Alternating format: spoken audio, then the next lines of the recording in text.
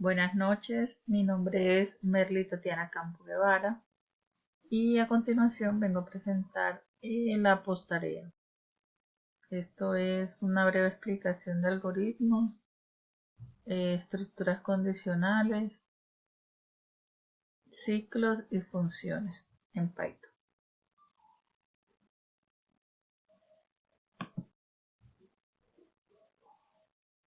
Un algoritmo es un procedimiento por etapas. Es un conjunto de reglas que hay que seguir para realizar una tarea o resolver un problema. Pues yo puedo decir que en el campo de la informática o en la programación es una serie de pasos que se deben seguir en orden para presentar una solución a un problema dado. Los algoritmos son conjuntos de reglas que indican al ordenador cómo ejecutar una tarea. Le dice o le indica qué pasos debe realizar y en qué orden para llevar a cabo una tarea específica, y se escriben utilizando un lenguaje de programación. Tenemos algoritmos simples, que son una secuencia de pasos que podemos identificar, que podemos contar, que resuelven un problema específico. Por ejemplo, tenemos un algoritmo para una suma o una adición. Entonces solicitamos primero dos números, luego asignamos esos números a unas variables y decimos que la suma o la adición es igual a A más B, para finalmente imprimir o mostrar la suma de los dígitos que hemos ingresado al principio. Los algoritmos condicionales o estructuras condicionales en Python incluye instrucciones que se ejecutan solo si se cumple cierta condición. Dichas condiciones se expresan generalmente mediante expresiones lógicas que se pueden evaluar como verdaderas o falsas, y dependiendo pues del resultado de esa evaluación, el algoritmo puede tomar otros caminos. Las condicionales más comunes son el if, el else y el if. Por ejemplo, vamos a evaluar la edad de un usuario, si puede votar o no. Entonces solicitamos inicialmente la edad del usuario, verificamos por medio del if si la edad es menor o igual a 18, mayor o igual a 18 años, entonces decimos a la persona que es un mayor de edad y que sí puede votar. Si no, entonces es menor de edad y por lo tanto no puede votar. Es algo bastante sencillo. El ciclo for en Python es una estructura que permite iterar sobre una secuencia de elementos, como una lista, una tupla, un rango u otro tipo de datos iterables. Durante cada iteración del ciclo, el bloque de código dentro del ciclo se ejecuta una vez para cada elemento de la secuencia. Por ejemplo, tenemos una lista de nombres y necesitamos que imprimir esos nombres. Entonces decimos for nombre sería la variable a la que se le asigna cada iteración en la lista nombres.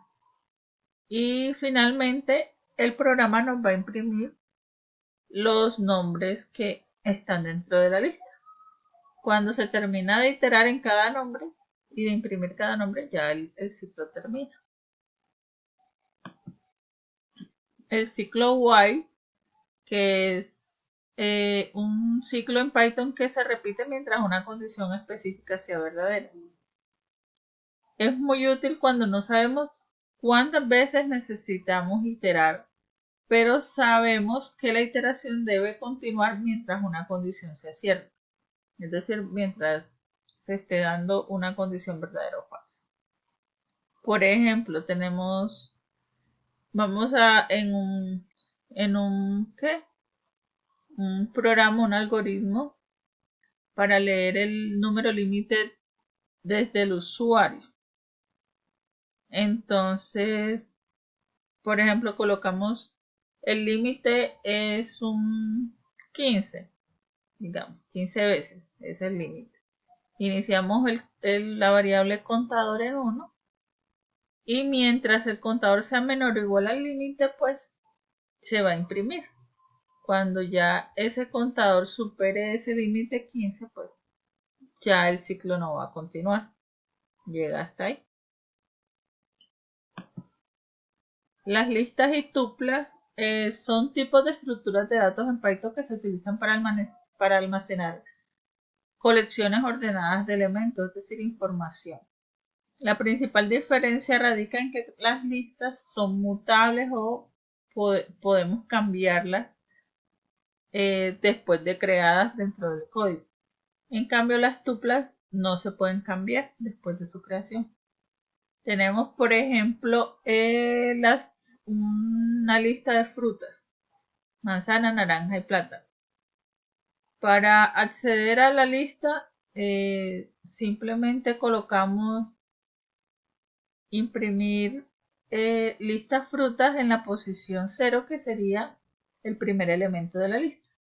Para modificarla, entonces colocamos la fruta, la posición que deseamos modificar y en su igual el nombre de la modificación, el cambio de nombre del elemento. Luego también se pueden agregar elementos a la lista. Usamos append para agregar y la va agregando al final de la lista. Las listas se identifican porque están encerraditas en corchetes. Las tuplas están dentro de paréntesis.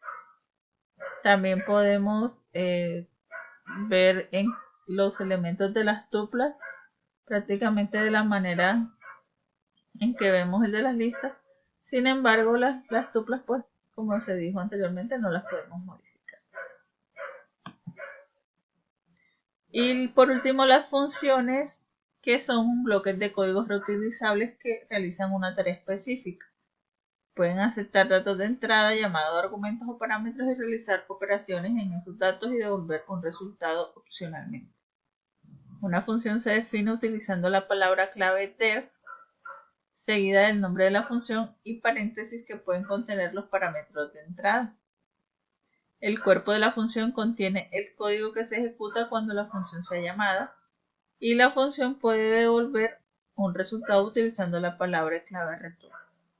Ejemplo, tenemos una definición de una función que suma dos números. Entonces, definimos la función sumar a y b. Entonces, una variable resultado que es igual a más b y nos va a retornar el resultado. La podemos llamar varias veces dentro de un mismo código. Nos permiten como tener practicidad dentro del código, organizarlo de una mejor manera. Considero que conocer estos temas, comprenderlos, es fundamental, pues nos proporcionan herramientas necesarias para escribir código eficiente y escalable en Python. Dominar estos conceptos sienta las bases para avanzar en la programación de software y desarrollar soluciones más complejas. Nos permite brindar soluciones a problemas cotidianos o problemas que no son cotidianos, pero que podemos resolver.